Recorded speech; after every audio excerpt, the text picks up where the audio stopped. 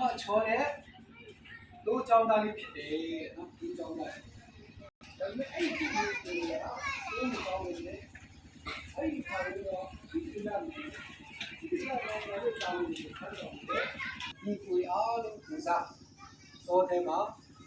တို့ကြောင်းမိသားစုကိုသာကျွေးလို့ပဲဖြစ်လို့မိသားစုတောင်းထမ်းဆောင်တဲ့